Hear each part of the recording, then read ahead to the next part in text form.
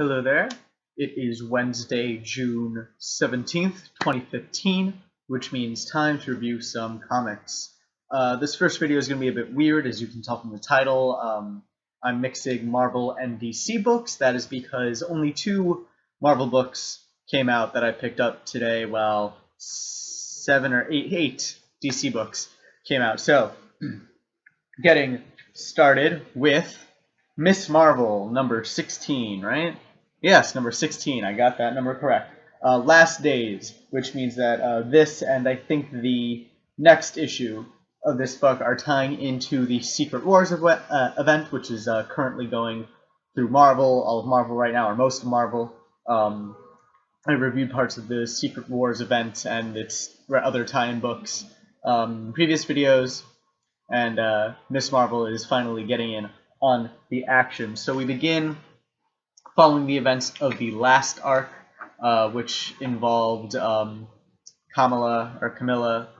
Still have no idea how to pronounce her name. I never heard it spoken, actually, which is weird. I've read it a whole bunch, like in the comic and other comics and comics blogs and other things like that. I've heard it. I mean, I've seen it written a whole bunch. Never actually heard it spoken, which is weird. But Kamala Khan, I think, is the right pronunciation. Anyway, last arc saw her having a bit of a crush on a boy. Turned out to be a villain, so her heart got broken, and she begins the comic drowning her sorrows in hot dogs. And it's played out a lot like a bar scene, you know, like a guy at the bar having too many whiskeys, getting drunk, and just kind of pouring his heart out to the bartender, except it's 16-year-old Kamala Khan and hot dogs.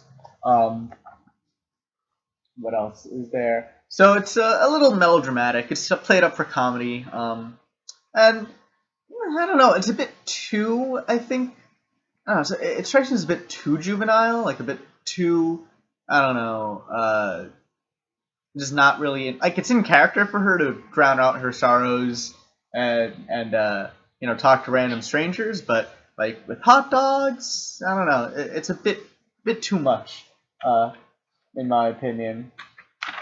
But then suddenly everybody in Manhattan is running to Jersey, or swimming to Jersey as it happens. Everyone's panicking because of the incursion event, which involves the Ultimate Planet.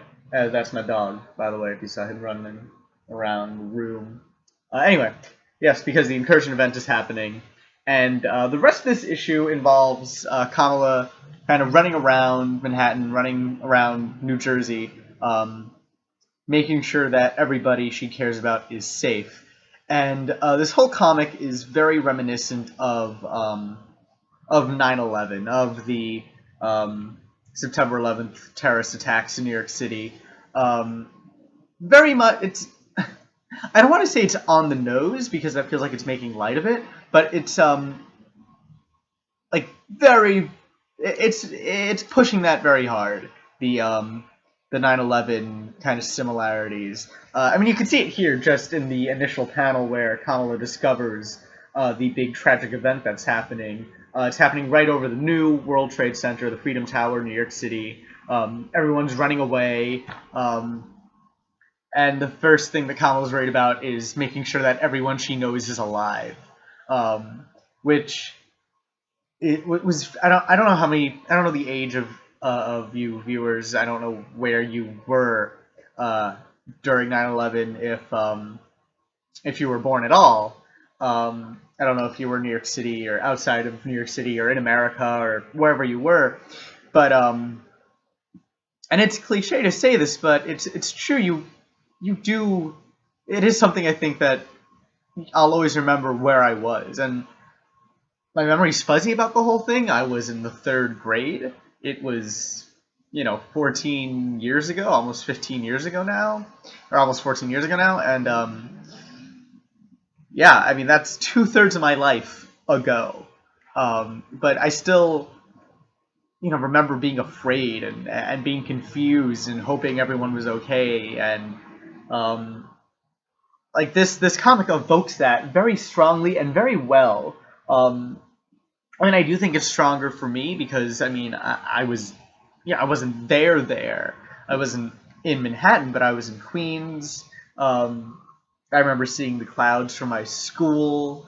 I remember all the kids being pulled out one by one from the class as their parents or their grandparents took them home, and I remember my grandma picking me up from school, and I was wondering why. I didn't know what was happening. I was still in school. They didn't tell us because we were in the third grade. They didn't tell us, oh, these crazy people flew planes into the buildings.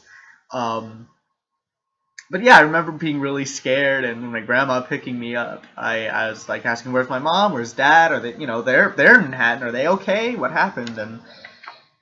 And this comic does, like, I maybe a bit more inclined than a whole lot of other people to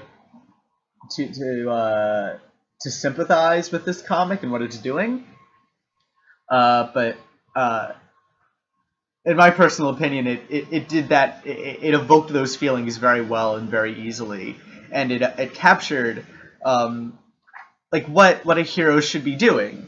Like Kamala's she wasn't she's not in the third grade. She wasn't my age when this happened. She's about twice the age I was. But it's the sort of fears, the things you think about when there's a huge catastrophe happening. I don't think the age really matters. You're always thinking about the same thing and thinking about your loved ones. And she's thinking, I got to keep them safe. I'm the powerful one.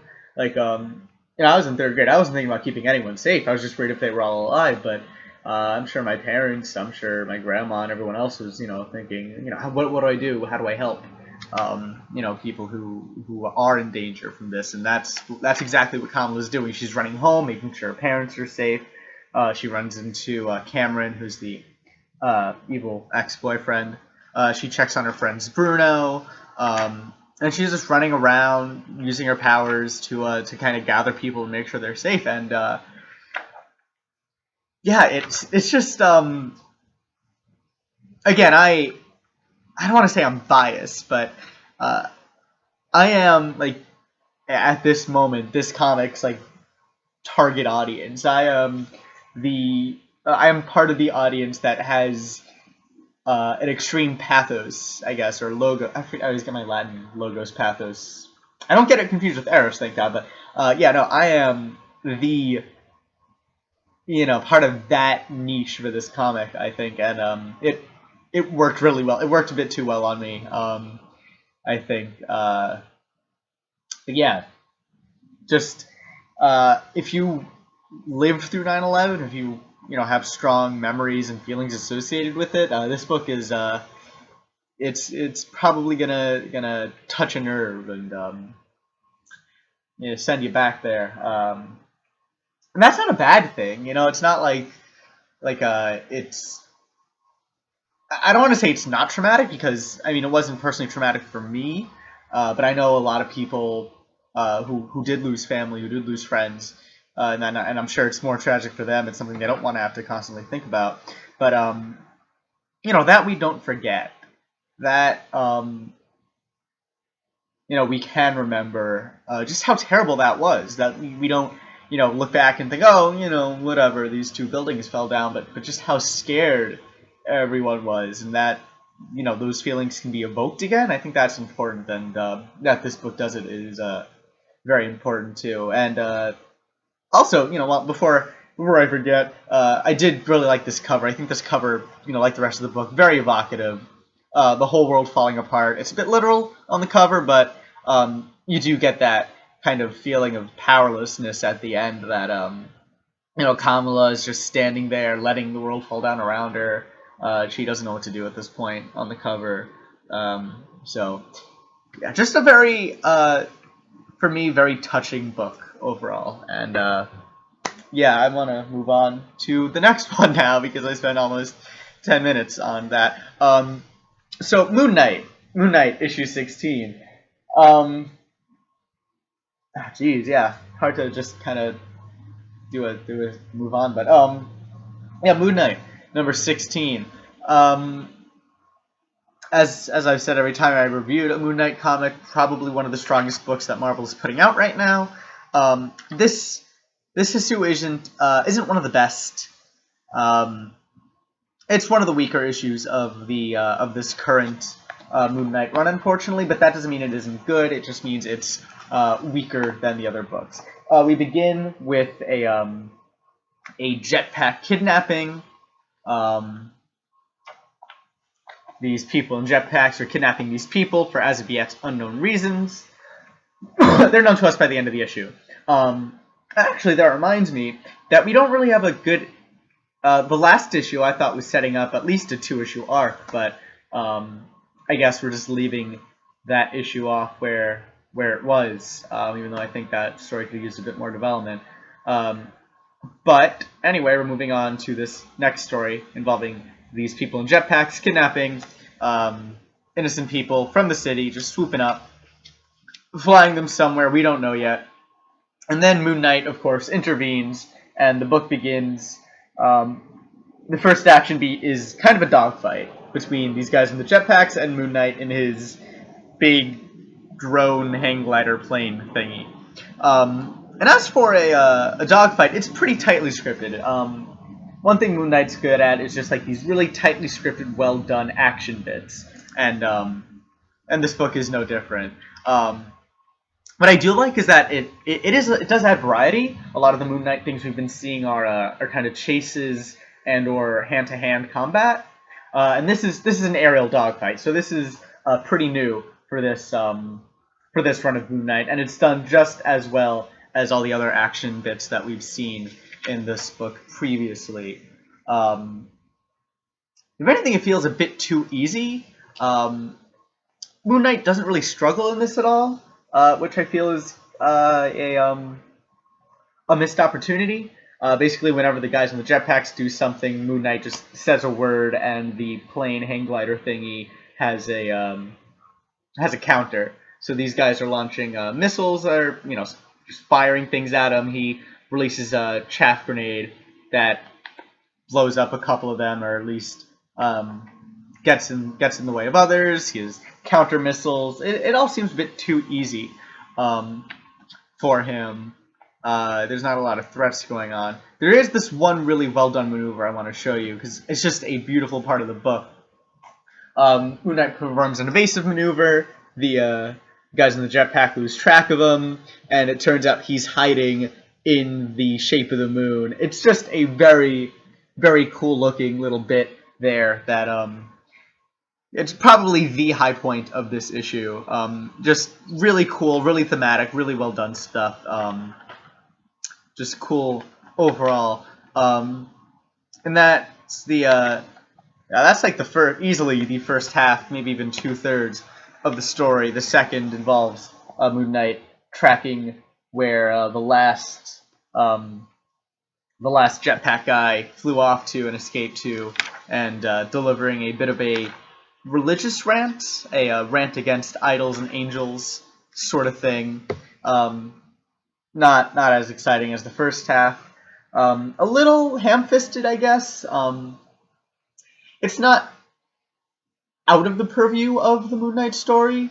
The jetpack guy is like a cultist who worships some sort of like skeleton wearing a jetpack for whatever reason, and Moon Knight says, Moon Knight basically says you're a crazy cultist and gods aren't worth it anyway, and he should know because he is a,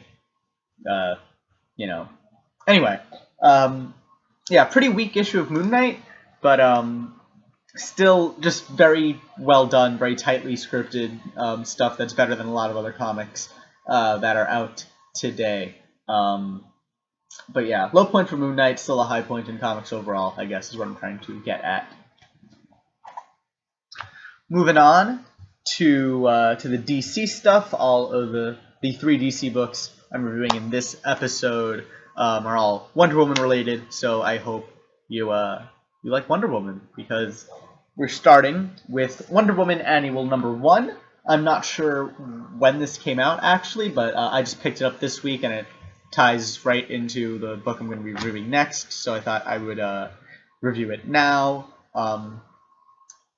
I actually, a quick little aside, when I was picking up the comics today,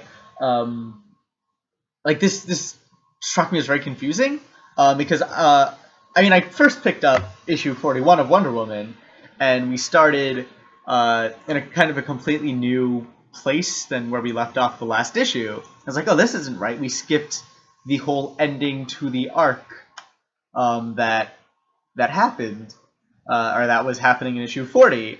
And so I was wondering, did something come out that I missed, or are they just skipping the end of that arc? And then the guy at the store said, "Oh no, there was an annual that came out recently." I was like, I must have missed that one." And so I was looking, and I saw annual number 1, and I was like, "Oh wait, that can't be right. Wonder Woman has been going on for 41 issues now. Surely there must have been other annuals." And so he goes look into the store. He checks on the computer. I was like, "No, this is the only annual." And of course, I checked the date, and yeah, it's August 2015. This is the missing ending to the arc that left off in issue 40. And it's just kind of strange that they would end that arc with an annual. And also, it's strange that after 40-something issues, we're only up to annual number 1 with Wonder Woman. Like, we should be up to annual number 3 or 4 or something, so just threw me off guard, confused me a lot while actually buying books this week. Wanted to mention that before jumping into the review. So yeah, like I said, this book finishes the arc that's been set up from Wonder Woman, I want to say 36 on, but I kind of forget where this arc started, because it has been going on a little way too long. But we open this book on the Justice League confronting the zombie insect army thing that's been kidnapping people from all over the world in previous issues, and Wonder Woman confronts them, or well, the Justice League confronts them, and is like, "Yo, dudes, why are you kidnapping people?" And they're like, "Because you buried the firstborn in the middle of the earth and he's being really loud and woke us up or something." I don't know. It's not really clear, but neither is the ending to this arc. Basically, it's revealed that these guys are aliens that are trapped on Earth, because of course they are, and the Justice League is like, "Oh well, can we repair their ship?" And Cyborg is like, "Oh yeah, no, I can totally fix up their ship," and that's the end. They're not punished at all for kidnapping any of the humans or killing any of the humans that they kidnapped. They're just let go because these kidnapping murderers are really just misunderstood aliens, and we can just repair their ship for them, I guess. It's a really bad ending to that part of the story arc. It really is. It's just kind of dumbfounding. Like, you have this whole setup, this whole B story. You know, these people are kidnapping humans mysteriously. We find dead bodies, and then we just let them go because they're aliens and they didn't know any better. It's not really explained, but it doesn't feel good. It's not a satisfying ending to this plot. Luckily, the ending to the Wonder Woman A plot is a bit better.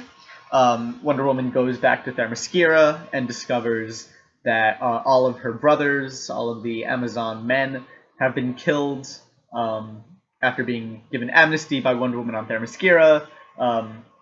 Donna Troy, who was made by an evil witch, led a rebellion and slaughtered all of the men on Amazon Island. Wonder Woman was away during the slaughter. She returned, sees them. I was like, okay, that's it. Donna Troy has to pay for this. And the Amazons that rebelled and followed Donna Troy, they all have to, be punished for murder. Like, these guys actually get punished for murder, which is good. We finally have the big fight between Wonder Woman and Donna Troy, and at this point, during the fight, both of them start monologuing. And you're thinking, oh, that's a bit weird. If it's two people, shouldn't they be having a dialogue? But no, they're both monologuing to each other. And it's a kind of a weird thing, because at once, it's the sort of monologue where I would like in other books. It's the sort of thing that comes like at the end of a Scott Snyder story. As much as I love Scott Snyder and his storytelling, he has a habit of kind of doing an epilogue to all of his books, where he just flat out explains all the themes and metaphors that have been going on. And this is very similar to that, except while Snyder will usually do that as an epilogue after the big fight, after everything is solved, the Finches decide to do this during the big fight scene. And so you have Wonder Woman just explaining what Wonder Woman is all about to Donna Troy as she's fighting. And the art's really good. That is, I mean, I do want to compliment this book. It is a very, very pretty looking book. But the script, it's just a little ham-fisted. You shouldn't have two characters monologuing towards each other during a fight scene. And while I enjoy Wonder Woman's side of the monologue, kind of reaffirming, okay, this is Wonder Woman, this is why she fights, but this isn't, but this is also why she's not a killer. This is what makes her a hero and a warrior. This is what makes an Amazon and a murderer, and this is the difference, and, this is why we fight. And I like that sort of proselytizing. I really do, especially with superheroes, and especially because it proves that the Finches understand Wonder Woman's character. It understands that Wonder Woman is based on compassion, she fights to protect the weak, that she places more importance in sisterhood than she does in individual strength, and that's all very good stuff. That's, stuff that as a reader I believe is the core of the Wonder Woman character, and it shows, okay, so this is what the Finches want Wonder Woman to be, and they're writing her like this. Good, great stuff. Meanwhile, Donna Troy's part of the monologue is just like cliche villain stuff. It's compassion is a weakness, and I will be perfect and strong by showing no compassion and no mercy. And it's really cliche, and the way it's presented, it's really just, I get that she's made out of clay, I get that she was born a teenager, but it's still just kind of grating to read this sort of thing. In 2015 with a character who's 70-something years old now. Yeah, it's just a really pretty fight scene, and it's not bad. This is the best that the Wonder Woman comic has been, I think, since the Finches took over.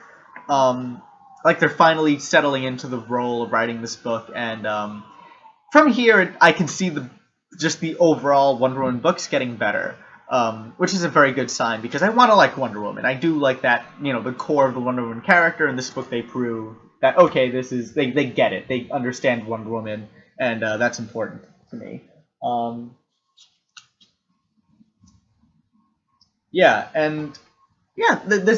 fight, the fight's all about Wonder Woman saying she has compassion. She wants to teach Donna the value of sisterhood, and she does. She doesn't beat her to a pulp. She ties her up in the lasso of truth.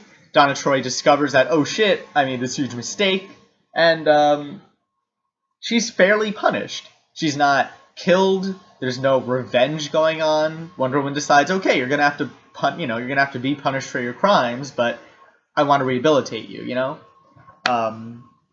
which is very Wonder Woman. It seems very fair to me. And then the backup story to this book explains I prefer the backup, honestly, to this. It's a very tightly done story.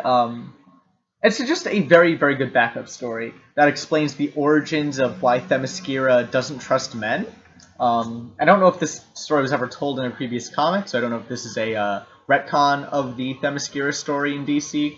But it's a very well-done story, I think, that explains not only why Themyscira and the Amazons are so skeptical and distrustful of men, but also explains the motivations behind Demnios, or what's this witch's Dorino? I have no idea how to pronounce that name. But the main villain, the person who created Donna Troy out of clay, it explains her motivations for doing that. And it characterizes her in a way that's...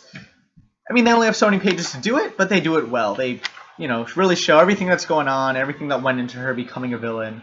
And I can't really complain. Just a very well done, beautifully illustrated little backup story to a book that I think has been the best that Wonder Woman has been in maybe half a year. So, congratulations, Team Finch. But we're not done here, because the Finches also wrote the next book I am reviewing in this video, Wonder Woman issue 41. As you can tell from the cover, Wonder Woman, just like Batman, just like Superman, post-Convergence got a new costume, and, well, I'm still a little iffy on it. I mean, it is a drastic change. As you can tell, just I'm going to flip, you have the cover over here, and then the old costume over here, cover, old costume, new costume, old costume. So it's going to take a bit of getting used to, but overall I like it. It's very Wonder Woman, and a lot of the Wonder Woman, it's, the symbols of the W over here, it's the color scheme, the stars on the costume, just overall very Wonder Woman, so I like it. But at the same time, and I know this is mostly like just me not liking, or having to get used to change. There's something iconic about this costume, There's something, and I know there's always been tweaks and stuff to the Wonder Woman costume, but I don't know, there's something iconic to the leotard, to I guess I mean this kind of egregiously feminine Wonder Woman, this very body confident costume, I guess. I don't know. It's just I'm used to this costume, I guess. I really like this costume. I see why people have problems with it. The whole the feminist arguments against this costume, but there's also tons of feminist arguments for this costume. This is the costume that's been featured on Her magazine, Miss Magazine, twice. Both for their debut issue and the 40th anniversary issue.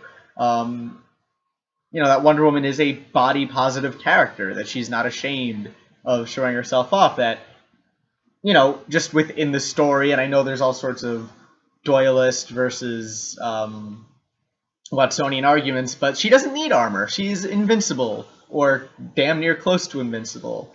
But I get, you also want her to look powerful, and so the new costume, I don't know. It's something I'm not against, but I'm for it. It's just I'm gonna have to get used to it. It's more an aesthetic thing than a thematic thing for me. It's more a thematic thing than an aesthetic thing. I don't know. It's just change. You have to be open to it, but that doesn't mean you have to take to it immediately. I like both costumes. But one just has had over the past 70 years a bit more sticking power. And I'm gonna stop talking about it because I'm not entirely sure what I think of it yet either. But yeah, Wonder Woman in this comic is incredibly busy getting to the actual plot of the story instead of just the cover. After the events of the annual, Wonder Woman is catching up with the rest of her life.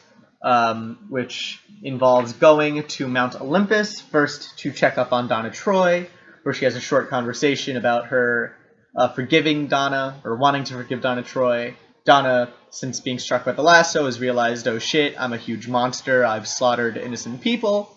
But Wonder Woman is like, yeah, you did, and you have to be punished for that, but I want to forgive you. You deserve to be rehabilitated. You were mistaken, you realized that mistake, and, hopefully you can be reintegrated into society, that sort of thing, which goes along very well with the compassion and the sisterhood that Wonder Woman expressed in the annual, that, the kind of core of her character.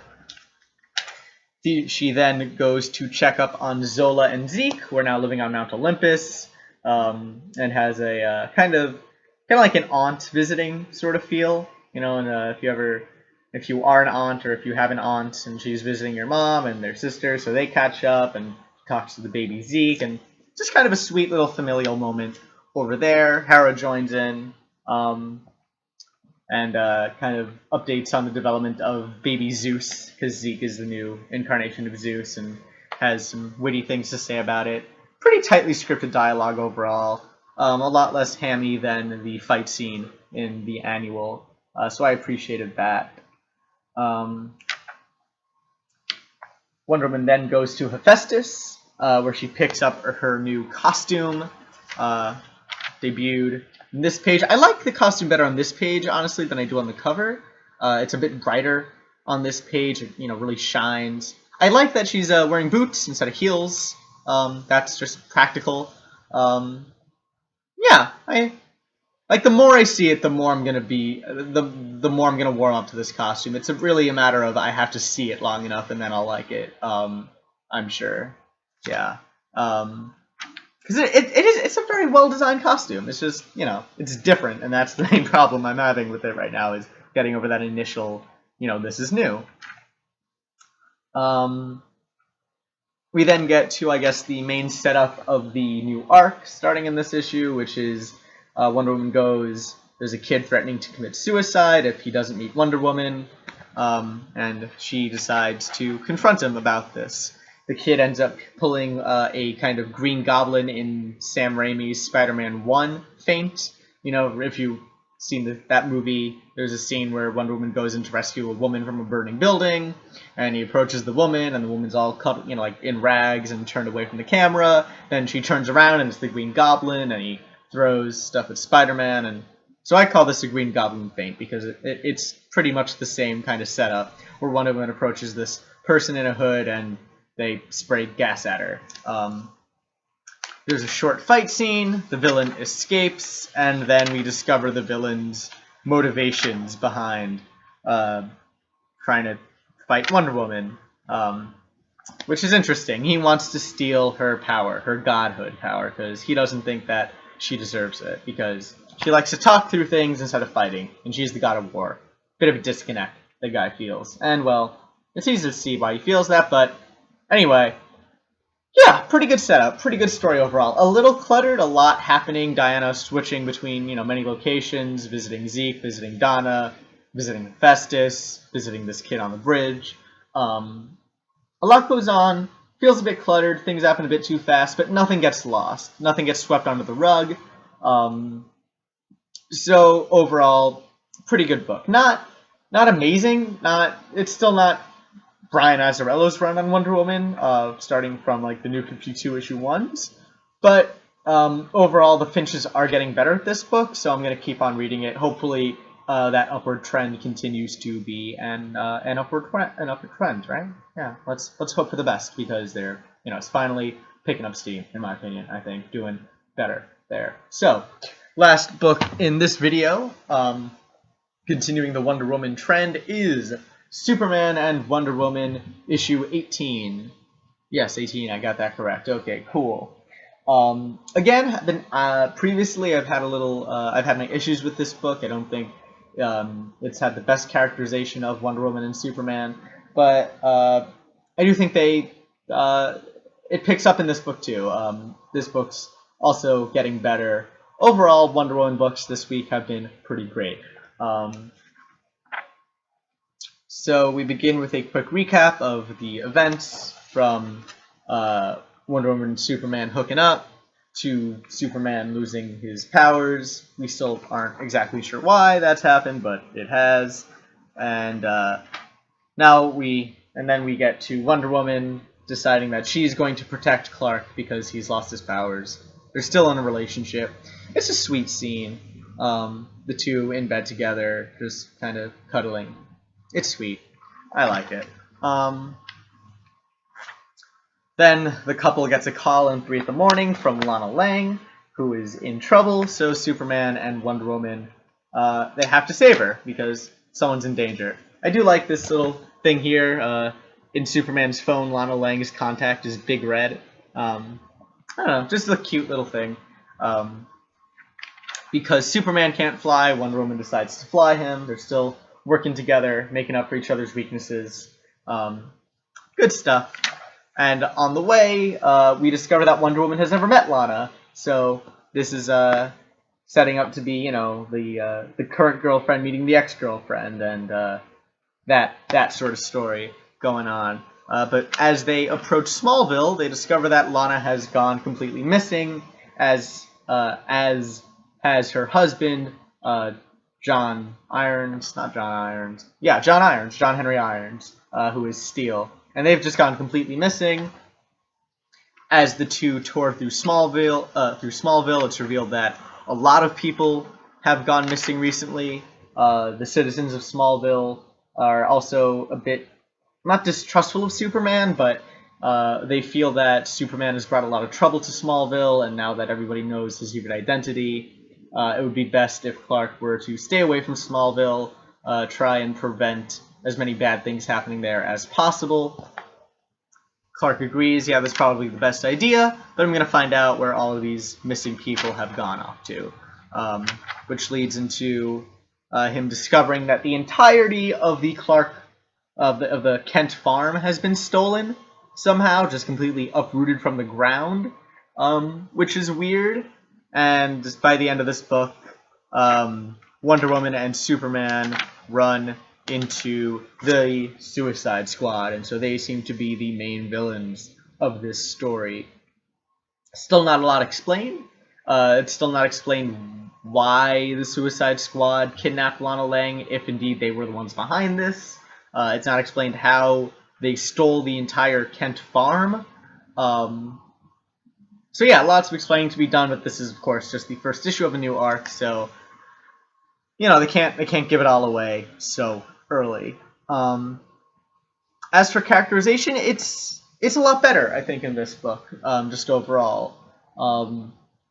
In the previous books, Wonder Woman has been, I don't know, a bit too aggressive, I guess. And in this one, she's toned down a bit. Both characters are a lot more subtle. They're a lot more gentle to each other and to others around them. They're talking over everything. It's it feels like a real couples book, you know? Just people in a relationship working together, trying to get the best out of each other in trying situations. So, yeah, just like Wonder Woman, this book is on an upswing too, and I hope it continues because, yeah, I like both of these characters. I want to see them in good stories. And that is the end to this part of the review. I hope you enjoyed it. If you did like it, please give it a good rating, give it a thumbs up. If you want more of these, feel free to subscribe. And any comments, questions, anything whatsoever, feel free to leave them down below. I will get to them if I can think of a good response. You know, something I can actually add to it. And yeah, next part of this video is going up soon. It'll be more DC books, including Secret Six #1, Robin, the Robin book, I forget what it's called, Secret Six #3, the Robin book #1, Martian Manhunter #1. So if you're interested in the other DC books that came out this week, please watch that. But I want to say thank you for watching this video, and I hope you will join me for the other ones. So thanks for watching.